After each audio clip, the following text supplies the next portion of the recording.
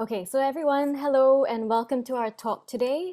I'm Sabrina. I'm the co-founder and CEO of Calm Collective Asia, where we are working towards normalizing mental health conversations in Asia and apparently beyond as well. So today we're here with Tristan Francis. He's the Learning Institute Design Manager at BCG, and we have Catherine Ledley Bu, personal leadership and mental fitness coach. And today we're super excited to be here. And the reason why this talk even exists, or the idea came about, is because Tristan and I were having a chat about our own personal and professional growth journeys. And as youngish professionals, we came to realize that it's really hard to figure out how the working world and even life works. And it's really hard to figure it out on your own, right? We don't really learn this in school, and when once we're thrown into the working world or adulting, it's really hard to figure it out. So the whole talk, or the purpose of the talk today, is really to take us through all the different potential possible options that exist out there in the world, to actually seek help to figure out how we can make the best of our professional and working lives, our professional and personal lives as we grow up. So I would like to first invite Tristan to share a bit about your background and what your relationship has been to this question. Yeah, absolutely. And I'm very excited for the conversation. And thank you, everybody, for carving out the time to join for the discussion. And definitely want it to be an ongoing one. So I know that afterwards, if there are things that weren't addressed, but questions that you had, I'm more than happy to field those offline if you reach out on LinkedIn.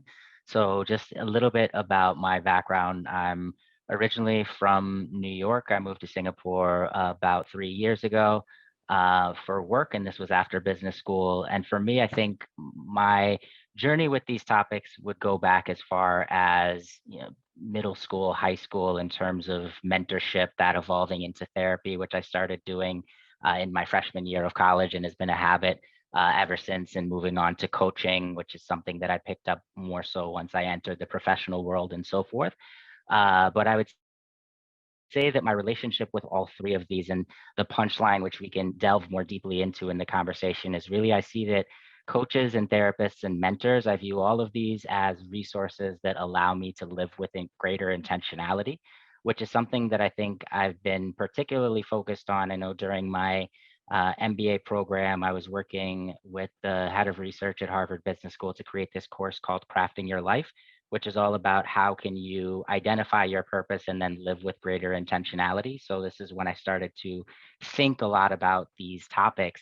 And even though I had already engaged things like coaches, therapists, and mentors at that point, it's when I really started to see just how powerful these resources were. So I'm sure there'll be plenty of time to delve into it. But as an avid user of all three and somebody that's really benefited from it, I'm very excited to have this conversation.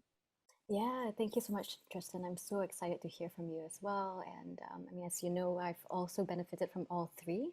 So, and I think our journeys have also been kind of different, even though we've sought help from the same profession. So I'm really excited to kind of like delve into the nuances of getting help from the different types of professionals. And this kind of is a great segue to introduce Catherine.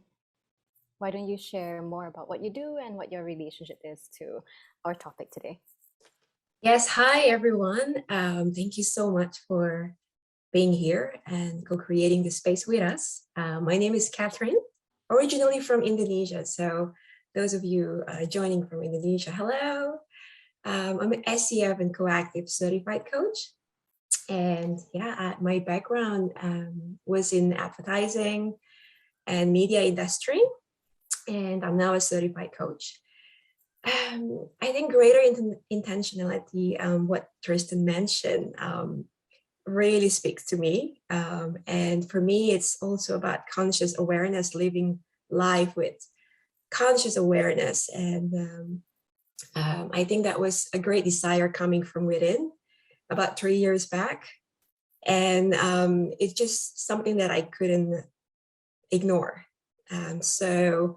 And that journey led me to search for a coach, and I wanted to learn more about that. So yeah, so that is for me. I think what is also true in my life at the time, so much what success and happiness and impact meant was defined externally by people around me instead of internally by me.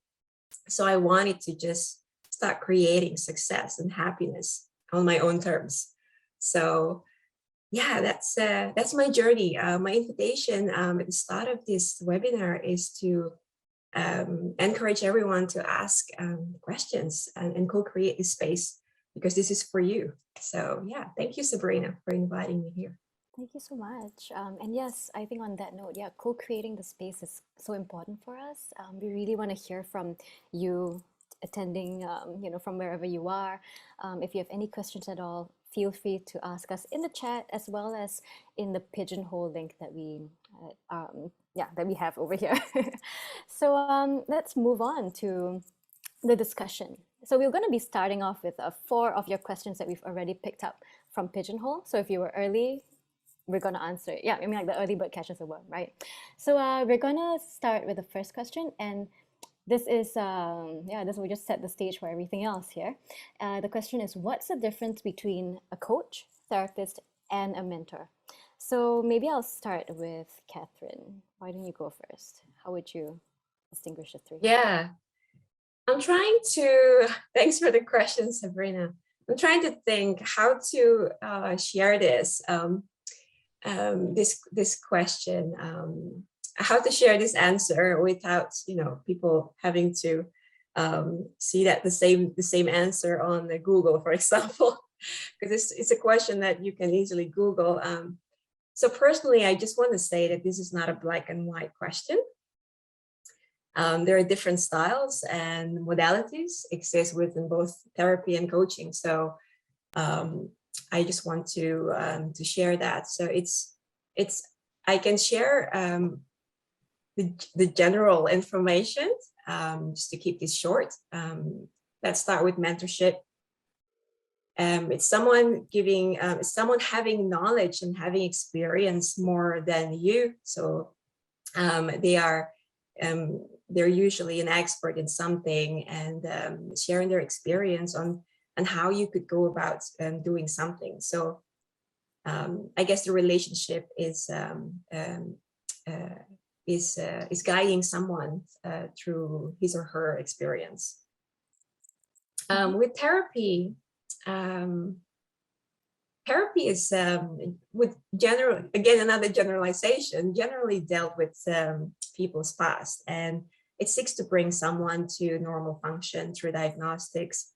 The focus is more on resolving the difficulties arising from the past.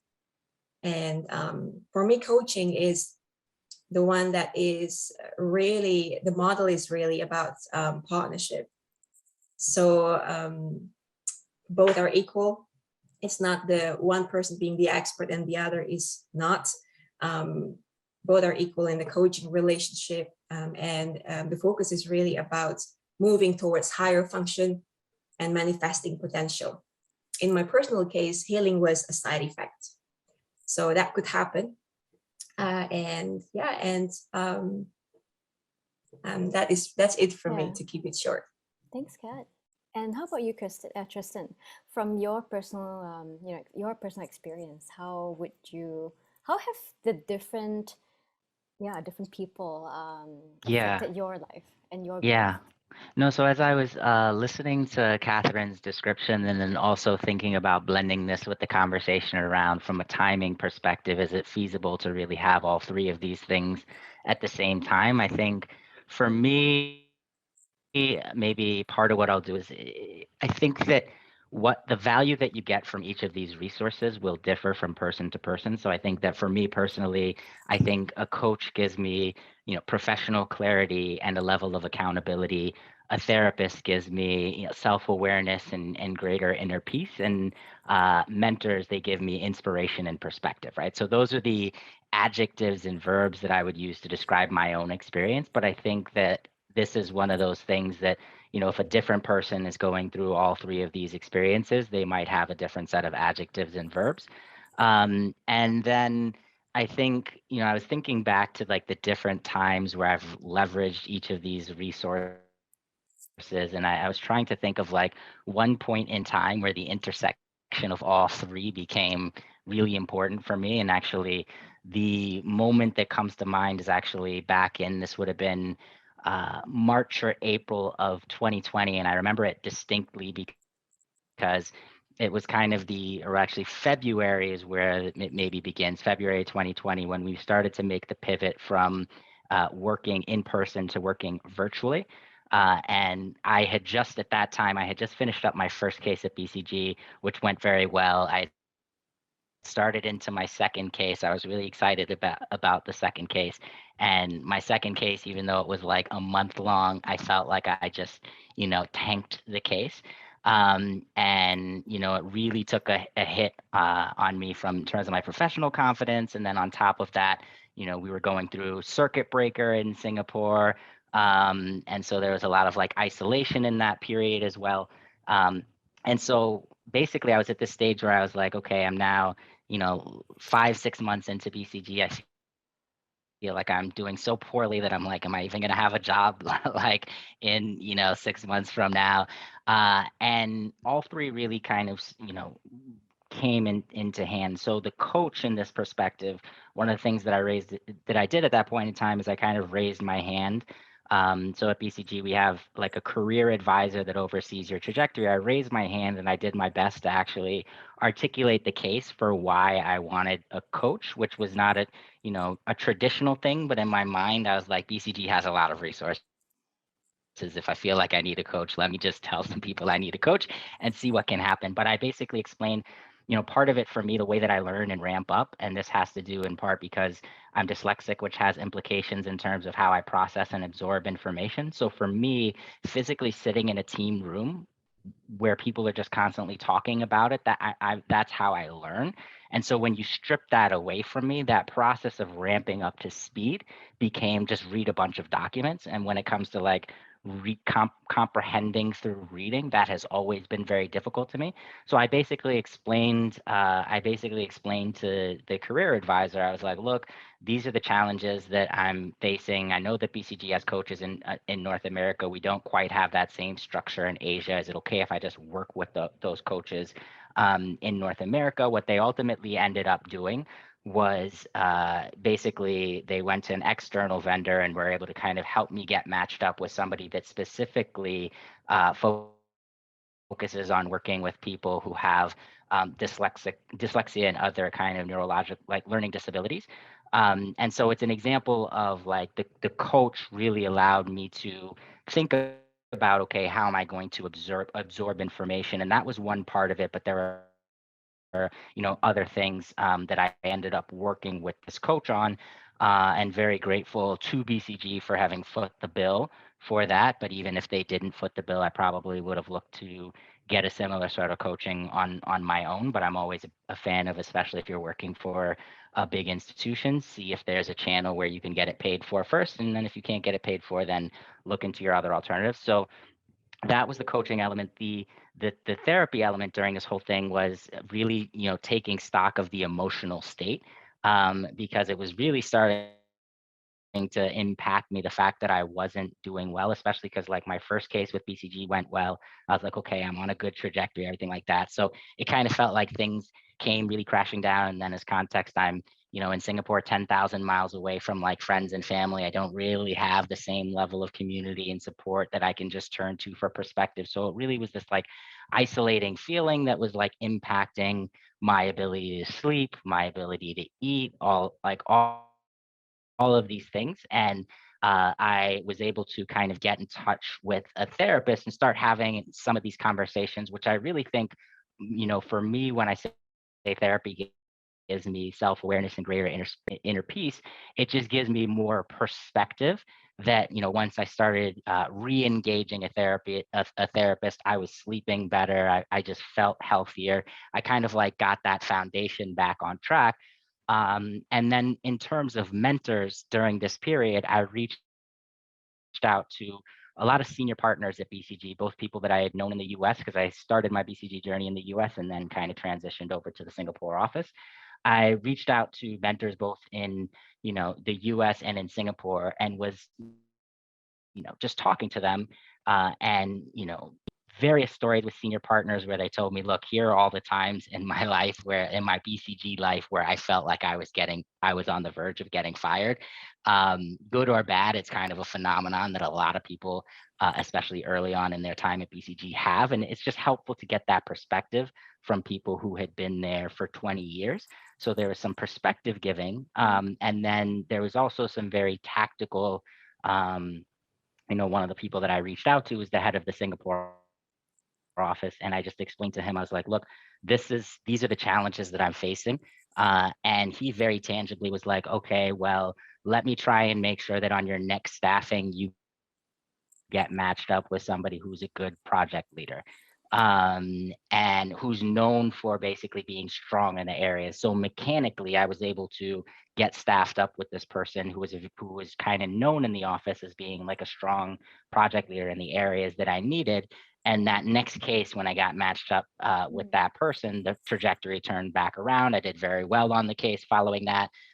So I like to think of it as like the best moment of time in terms of a time capsule where I was going through something very challenging and, had access to coaching, therapy, and mentorship.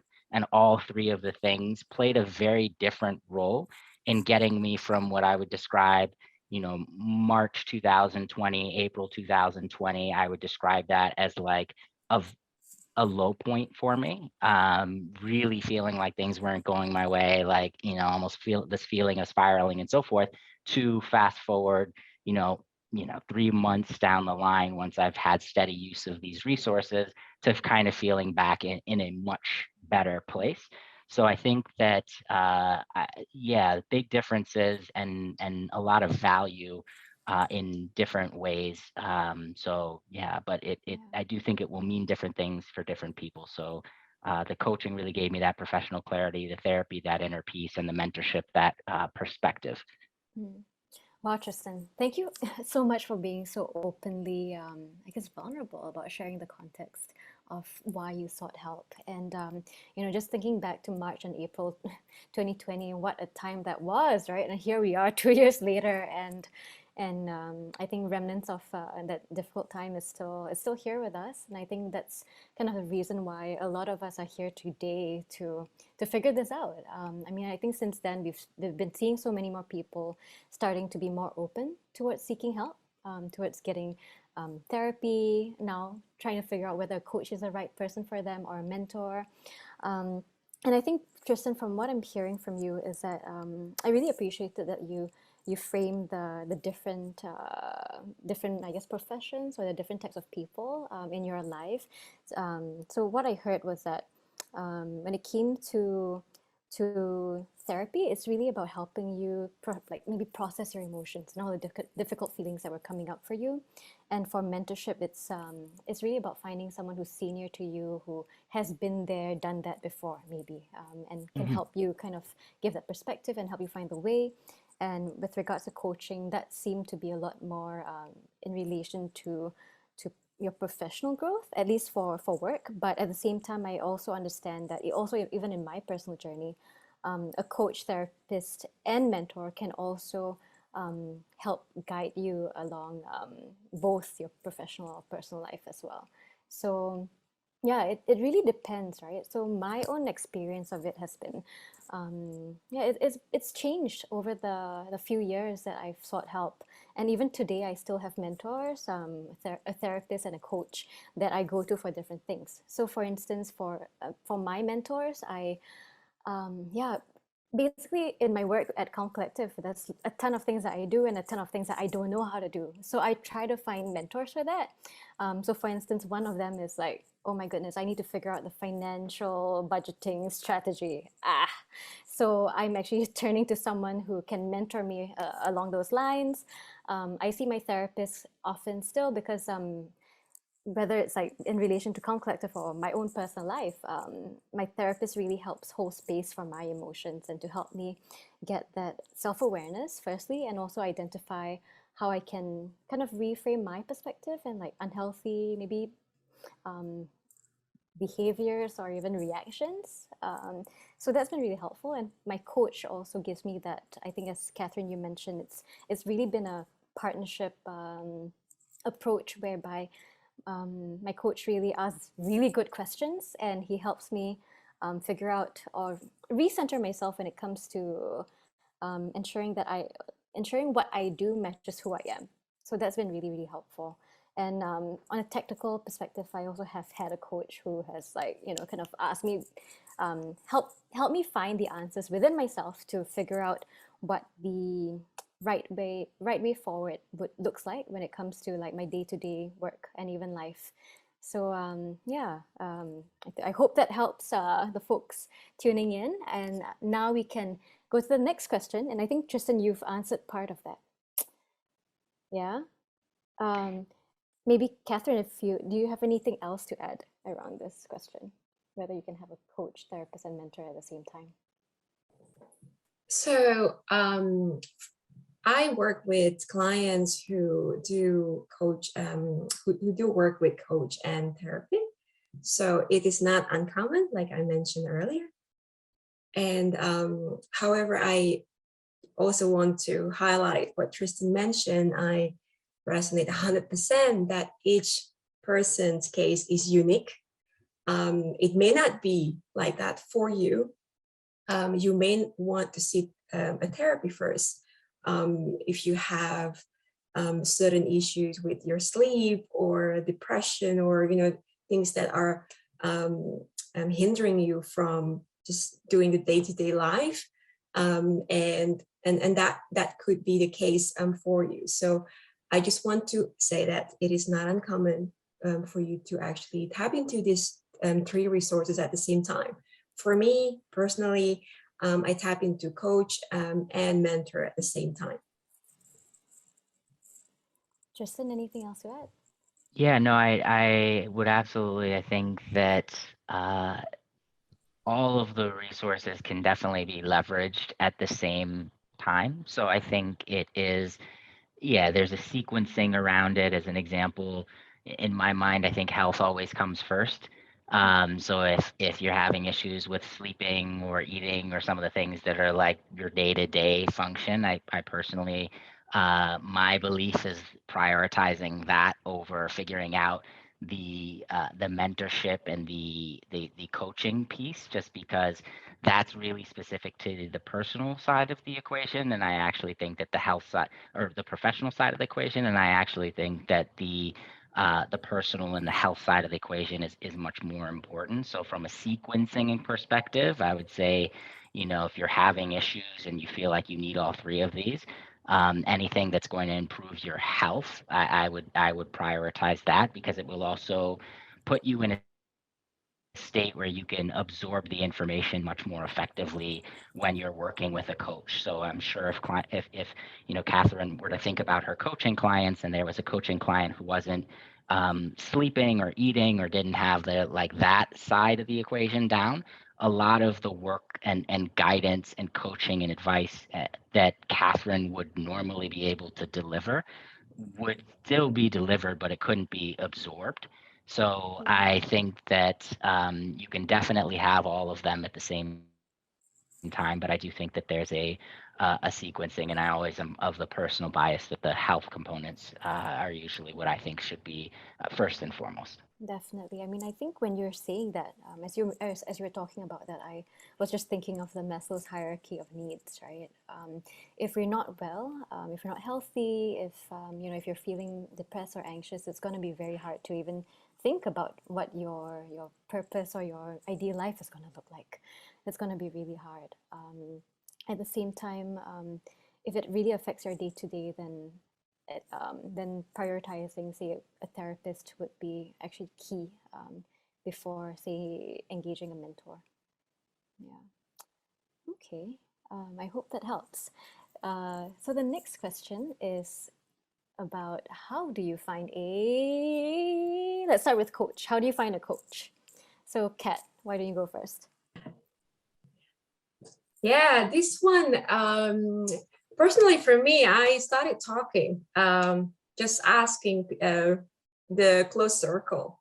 But as we talked about this question, yesterday I actually just typed in coach on LinkedIn. And there's a whole list. So that is the how. I mean, the how, it could be anything. But for me personally, I just started talking and doing my research on what coaching is, whether that's good for me, and really just listen the perspectives from people around me. But I think one thing that I always say to people is that ask for perspectives, but then decide on your own, because you know what's best for you.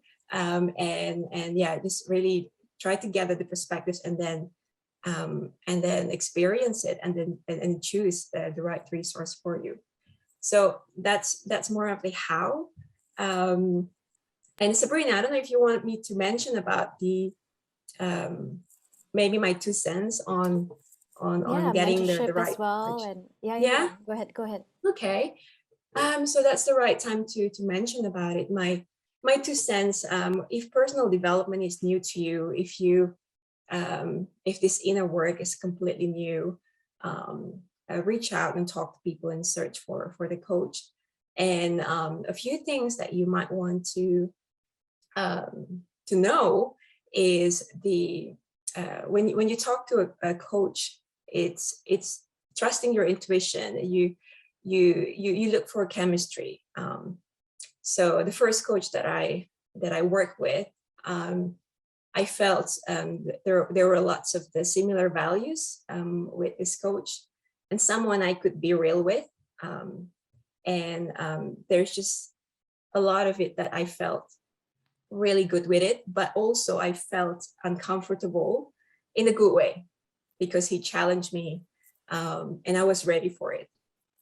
And I think coming to when you already find one person that you want to talk to just for a chemistry session, although you may not be 100% clear on your goal, at least come with an idea what brought you to searching that person. And why I say that is because 3 years ago, I wasn't sure what I wanted from coaching, but I had an idea, and that was about professional fulfillment that I was not happy with. So if I were to score it from 1 to 10, my professional fulfillment was not a 10. So I told the coach, I just need to get to the 10. So that just a starting point, so the coach knows whether that's something that he or she could help you with. And then the third is be clear on how you'd like to be supported. So I went for pure coaching. I didn't ask for mentoring, but it could happen that the coach that you talk to, you are inspired by that person, and you just ask, hey, I want this to be half mentoring, half coaching. Can we do that? And that is also possible if the coach has the capacity to do so. And then be specific on what you want. I came to the coach and say, challenge me. I'm ready for this, because I can't be doing the same thing and expecting a different result. So I want a different life, So I came there and asked him to challenge me. He's my big accountability partner, and that's what I wanted from him. And yeah, so I hope this helps. And of course, there are always other things to that some other people may have, but yeah. Did you go on LinkedIn, or did you Google them, or how did you find them? No, I actually started off talking with my circle of friends and also colleagues. And it just happened that one of my colleagues knew two of the coactive coaches. And I started off doing a course and then hiring a coach at the same time. So that's what happened. Yeah. Very cool. Very cool. And Tristan, I know you mentioned that you found your coach through BCG, right?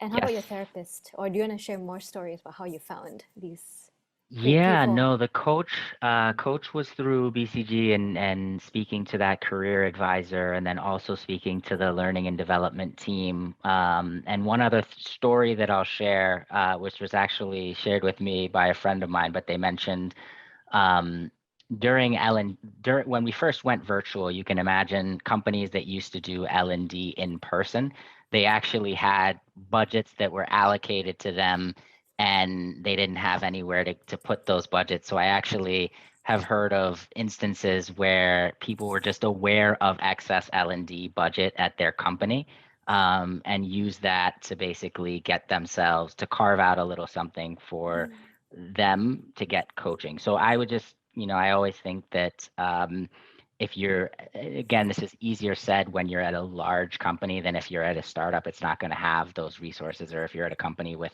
10 employees, it's not going to have these kind of resources. But if you're at a multinational, check to see what's available there.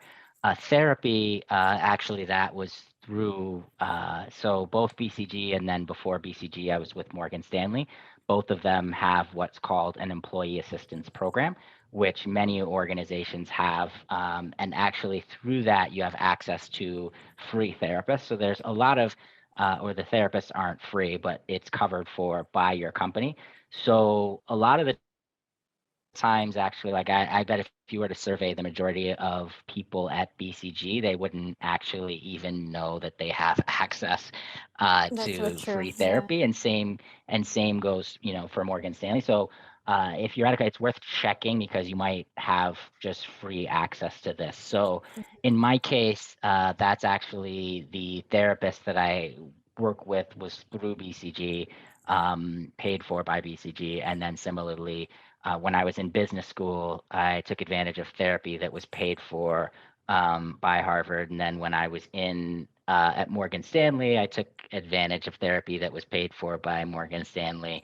And then when I was in college, I took therapy that was So paid for by Penn. resourceful, So you, Tristan.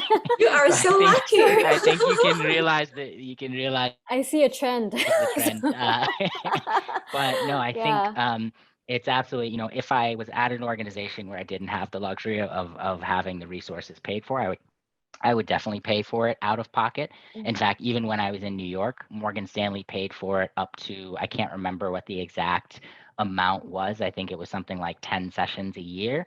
And then I paid for it out of pocket for like additional sessions. So I do pay for it out of pocket as well, but my approach is generally if I can get access to the resource for free, let me see the free resource and then top up and get whatever additional kind of resources I feel like I need. Definitely. I mean, I think there are lots of free resources available, whether it's like at the company or outside. So one thing I heard is that the EAP or Employee Assistance Program take-up rates are really, really low when it comes to mental health because I think we're all kind of afraid that the employers will know that we're seeking help, right? It's so taboo. So, I mean, I think I would encourage anyone who is at a company who offers an EAP to, yeah, please go use those resources. It's there for you. Just go use it. Your employers are not supposed to know. Um, right? Yeah, And Catherine. I love that. Just to add a quick one, Tristan, when you said it, I think oftentimes I also see colleagues around me at the time, because now I already create my own business, but that they just felt like, my managers didn't give it. I don't have the benefits. What I did at the time was I asked my manager, can you do it for me? So I think maybe one tips here is to take the ownership. No one is going to build a life for you except yourself. So go and ask your manager if you do want this. Like Tristan mentioned, he just want to search for the availabilities within the company, and if they say no, then at least right? But in Yeah, my case, I actually I got paid for the fundamental course, and so that really. was and the training for the training for my professional development. So so That's really that's cool. I mean, like for me, okay, so I haven't been as lucky because I've been working at startups, right, or freelancing. So for me, found my coach through LinkedIn actually. So I was like literally looking for a life coach, Singapore, because at that time this was like 3 years ago, and then what I did was that I had a couple of just exploratory calls and meetings to see whether there was a fit. So I like to tell people that finding a coach or even finding a therapist or mentor, it's like going on a date. It's really like dating. You need to find that right match, and you have to feel like you can trust them and open up to them, and that you vibe in general, right? And like even more so if you're going to pay them. So um, so I think there's a lot of options online. People are pretty good at branding themselves these days. The other way to do it, if you're doing it on your own, is that there are quite a lot of platforms right now, like BetterUp for coaching. There is like even in Singapore, there's Intellect, there's MindFi, Thoughtful, where you can find a coach online, coach or therapist online.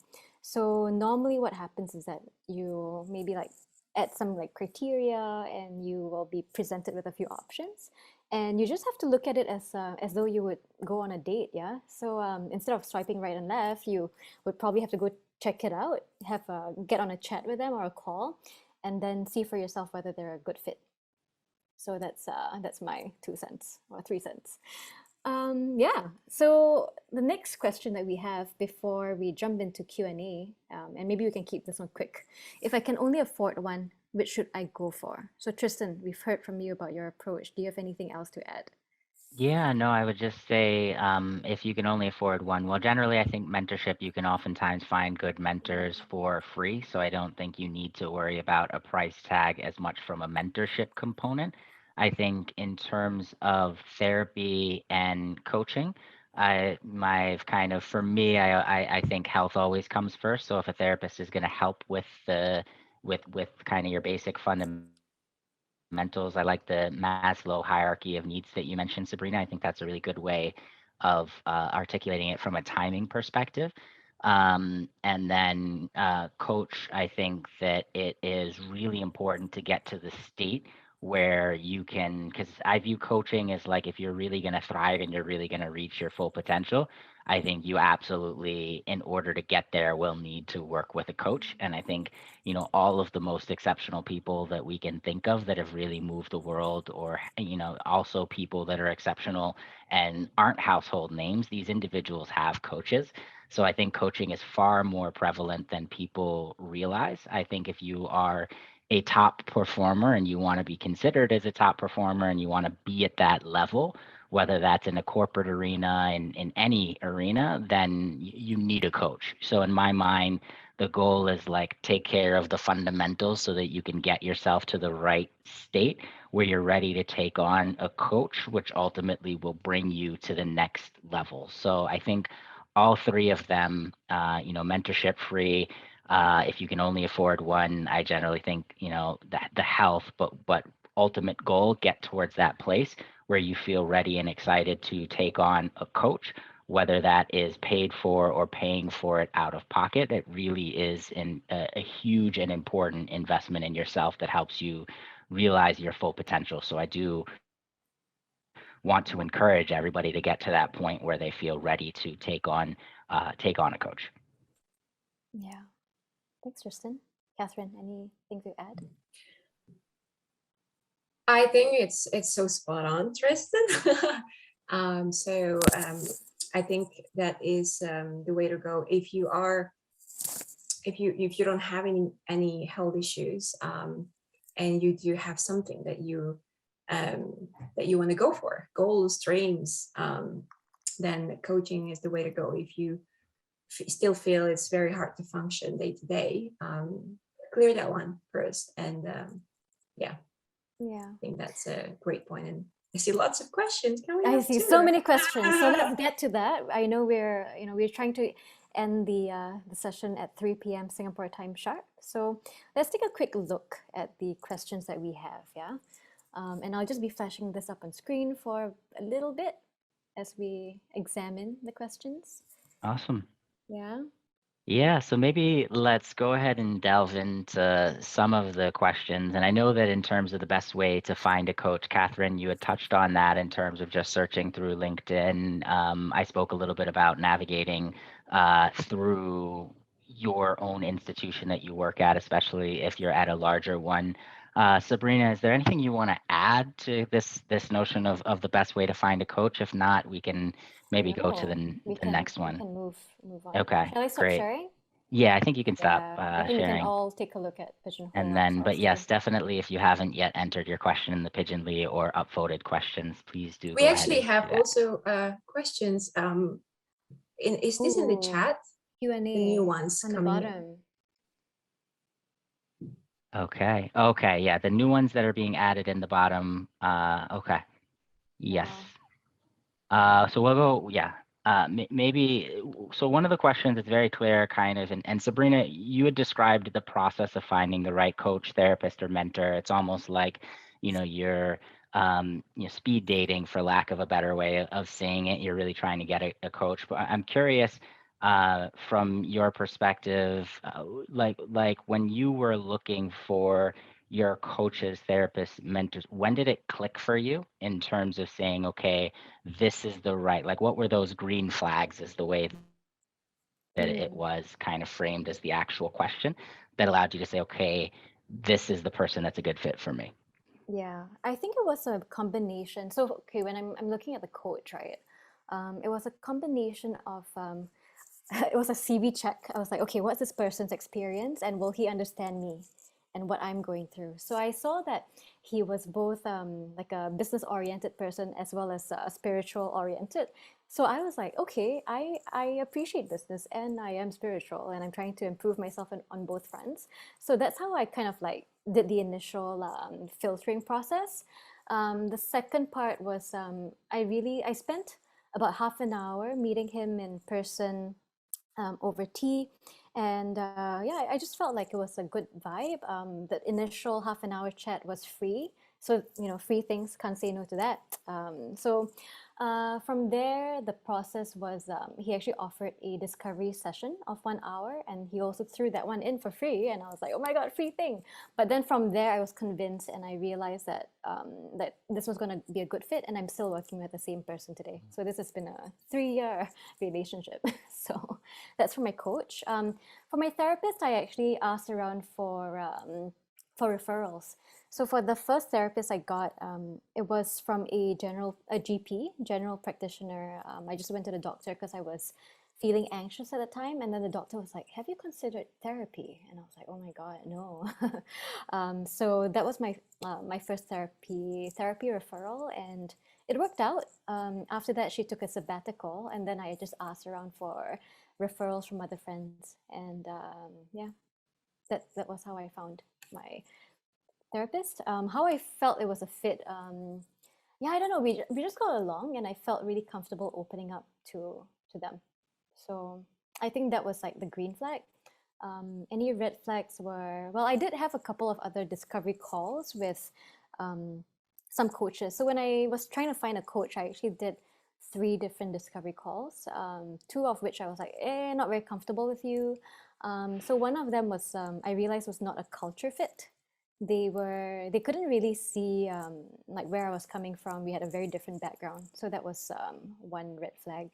The other one was I felt like she didn't ask very good questions. So she was like kind of seeking to give me advice rather than empowering me to find the answers within myself. So I think a red flag for me would be if I found a coach or even a therapist or even a mentor who was not willing to hear me out and tried to like kind of impose their solutions or their opinions on me. That's a big red flag there because yeah, I want to feel empowered and Mhm. heard. Yeah, that's something Yeah. important for me. And so building, I see the comment that just came through from HB, building on that in terms of if it's chemistry or a tick box method. It seems like Mm. certainly you're mentioning There's some comfort with the boxes. person, Yeah. but then there's also boxes in Initially, terms of knowing, yeah, I would yeah. start with some boxes and then it's chemistry. Hmm. That's a good way to put And it. yeah, and I think the other thing that you mentioned is the discovery calls. And so it sounds like you had a lot of conversations before you realized what was the right fit for you. And I think that, definitely like resonates. Like if you have 10 conversations, you'll probably walk away with the feeling like, okay, these 1 to 2 gravitated towards me. So I think that to a certain Yeah. extent, especially the first time you're looking for some of these resources, there is benefit in having multiple conversations and not just going with the first option that you come across. And Catherine, one of the questions that came up that I'd love to point in your direction, especially because earlier you had mentioned that some of the clients that you work with, they work with you and then they also work with a therapist. The question is around, do you think that a person can actually play multiple roles? So the question, the essence of it is basically, would you recommend having the same person try and play all three roles in your life versus having this kind of more distinct and separate in terms of the roles?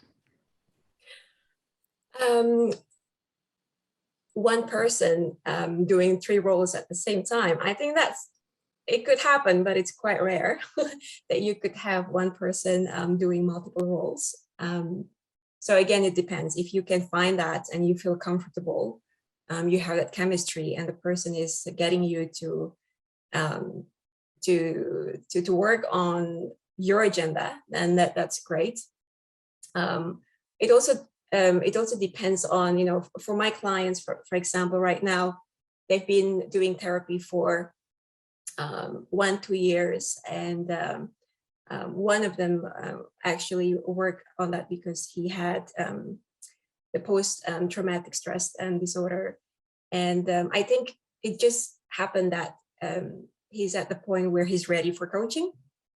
Yeah, so and that's the reason why he's not sure whether he should stop with therapy at the time or not. So he just decides to go ahead with both. So it really depends on your situation. Yeah, I'm actually looking into the Q&A. There are lots of great questions there, and I wonder if what do you think, Sabrina and Tristan? I can take one really quickly. Kim is asking if some people may have had a more conservative upbringing, and yes, I think one of the biggest major learning for me during coaching was the journey of unlearning. I was preconditioned as a child on how to behave and think and feel to fit in with the society, and there's a lot of I couldn't be weak. So that really relates with me, and I think for me the point when I look for a coach is that I've tried everything. I've tried the old tricks, how I could just go back to the high function, and I just wasn't progressing as much as I like. And that was when I realized that let's explore this. What's the worst thing that could happen? And I would just say no to the coach. So I think I have this analogy, just like our smartphone device that needs to be upgraded from time to time. I really believe that we humans are the same thing, that you might want to upgrade yourself from time to time. And in my case, there's a lot of things to unlearn. My values, some of them actually the values of my parents or the society, and setting boundaries and communication style. A lot of that was really influenced by the world around me when I was growing up, and some of that some of those habits and behaviors were not useful anymore for me. It pulled me back. So that was the time when I realized that I need to upgrade myself. So Kim, I hope that's helpful. What do you think, Sabrina, Tristan? Unlearning, yes, that's definitely a lot of the work that I've done through both therapy and coaching. I think the biggest thing I've gained out of seeking help, especially through a coach or a therapist, is always that self-awareness, as Tristan, you mentioned. I'm aware now of all the different things that I thought was normal, right? And now I realize that it doesn't serve me. Um, it doesn't serve me in my journey to get me to where I want to be, right? Yeah. So yeah, that completely resonates, Catherine. Thank you. Yeah. No, I echo echo that in terms of not only the unlearning component, but also learning new habits. So I think from my perspective, and this is where you start to see all of these things kind of coincide. So I think therapy for me has been a really big driver of self-awareness, and in that process of self-awareness, I learn about my own tendencies and where are some areas that I need to unlearn that also have professional implications. It's not just on the personal side. And then once I'm like, okay, I know that I need to relearn, like unlearn these habits, then it's a matter of, okay, how do I learn the right habits, which comes in the form of mentorship in the term of getting the inspiration. I always think that like when there's something that I want to develop, I always try and find, a senior leader. They don't necessarily need to even be a senior leader. I just like to find somebody that is really exceptional at that thing. And then that becomes my inspiration. And then I can take that inspiration and I can go to a coach and I could say, okay, I'm really trying to become exceptional at this thing. This is now, you have the clear benchmark in terms of where you're looking to go because you've actually seen that trait personified in the mentor that you look up to. And now you can work with the coach to say, okay, if I'm trying to get to this level of excellence in this area, let's think about a plan for helping me get to that thing. So you can really unlearn these things and then learn the right and the healthy habits that you'll need, I think, to, get yourself to that point of accomplishing what you're trying to accomplish. Definitely. I have a lot to say. I'm like building on that. But Tristan, do we have any other questions you want to get to? We have so many coming in. Yes, a lot coming in, and I'm reading through them as we speak. Maybe one thing, I think we've talked a lot about therapy and coaching. Maybe if we double click on the mentorship piece and combine two of the questions that I see in here. One is around, how do you make sure that you're getting the most out of a mentorship relationship? And the second is really about like, how do you actually start that relationship? So how do you initiate the mentorship relationship? What should, the expectations be on both sides and so forth. So I would love to, I think either Sabrina or Catherine, either of you, I would love to point those two questions in your direction. Which one is that? Sorry, Tristan. So one is how can you make the most out of a mentorship relationship? And then two is how do you initiate that mentorship relationship? I think when I think about mentorship, I look at it from a lens of is this mentor a formal one or is there an informal relationship here, right? Because there are some people who are like, I don't know, like far and distant from me and I don't know them and I feel like they're mentors. Maybe simply by just like reading their biographies or their books, articles that they publish, I feel like they're a mentor. So that's like an informal mentor. But formally, or it could be people that I know and they don't know that they are my mentors, right? I just have like casual chats with them and then I'm like, oh my God, I just learned something from you. But then on a more formal mentorship front, this actually brings to mind what I like. That's an arrangement I have with a mentor right now, where every 1 or 2 weeks we check in on a specific subject, actually like finance and budgeting, um, and we check in regularly to kind of like share my progress updates um, and he would ask me like really good questions so that I can kind of figure my way out. And he also plays so he partly plays that role of a coach, but he mentors me in the sense that he shares like, okay, so this is what I've done before, this is what I've seen other companies or other folks do. So I always come away with like a whole new level of perspective and insight and also confidence to take it to the next steps, right? In terms of how I sought or found these kind of people, normally I'll just go onto LinkedIn. I'll go onto LinkedIn, find someone who has done what I want to do, and then I reach out to them. And I think the beauty of it is that it's free to reach out to anyone. If they don't reply me, it's okay. I'm just gonna follow up 10 times. But I think it's such a great thing that the internet has really democratized access to amazing people. So I would just say, like, to start it, you just have to to talk to them, reach out to them, talk to them, see if it's a fit, and then just ask for, just ask for more. Like ask them, can I talk to you every month, every 2 weeks? That's what I would recommend. Yeah. And I just want to be mindful of time. I know that we have 3 minutes before we wrap. So there's a ton of other questions. If there was any burning one that Catherine or Sabrina, if there's a burning one that either of you wanted to touch on, we can jump to that. Otherwise, we could maybe close just by each sharing 1 minute on our parting thoughts around what we would want to convey.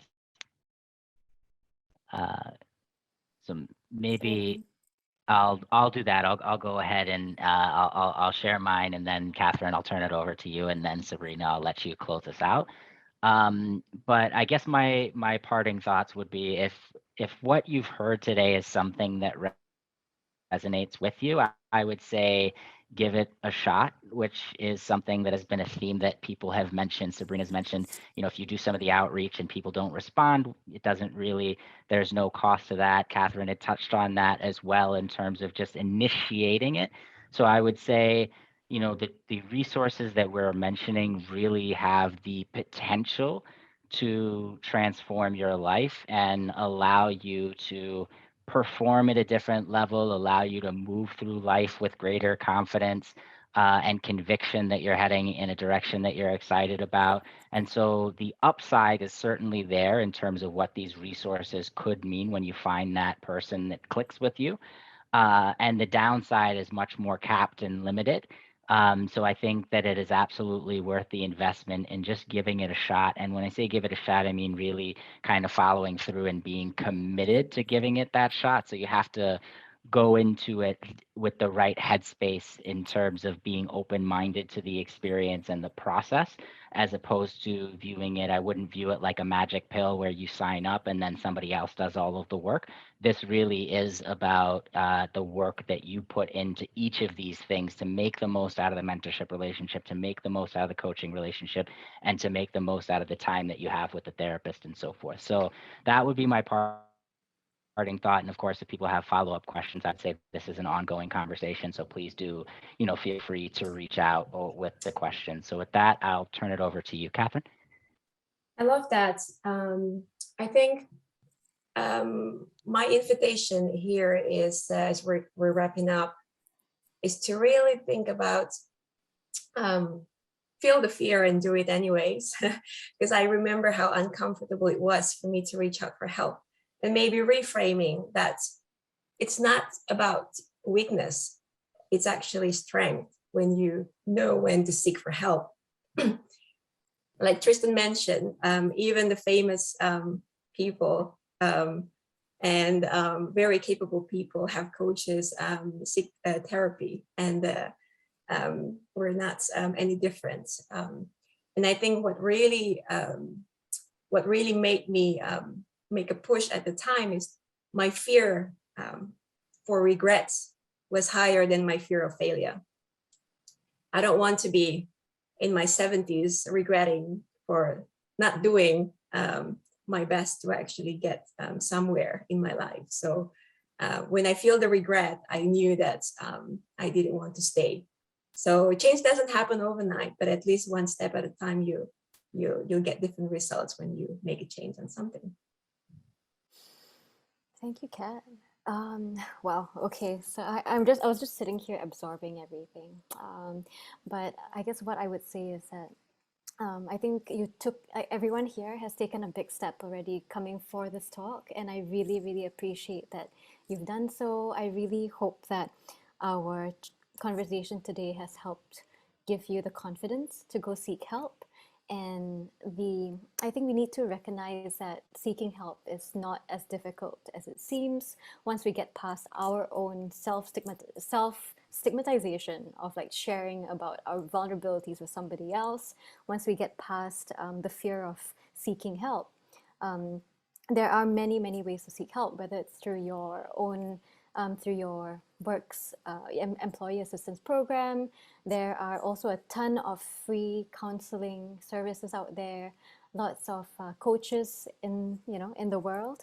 Please reach out to Kat, and in terms of coaching, there's also lots of new coaches every month, every week, every day who are coming out in the world to go help more people. So you just got to go out there, go find the help, find someone who ticks some boxes and feels right for you. And I hope that you find someone that can help you along your journey with life and with work.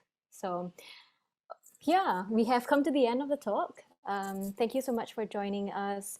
Please feel free to keep in touch with all of us on LinkedIn, on Instagram, Facebook, wherever we are. You can see the links in the chat. And if you want to stay tuned for more from Calm Collective Asia, yeah, feel free to join us. Follow us on Instagram, LinkedIn, and also on TikTok if you're there. And we also have another talk next week around how to draw better boundaries at work. You don't have to tell your boss that you're coming. It's going to be at 8:30 p.m. in the evening. So feel free to join us and follow us wherever you are. Thank you so much.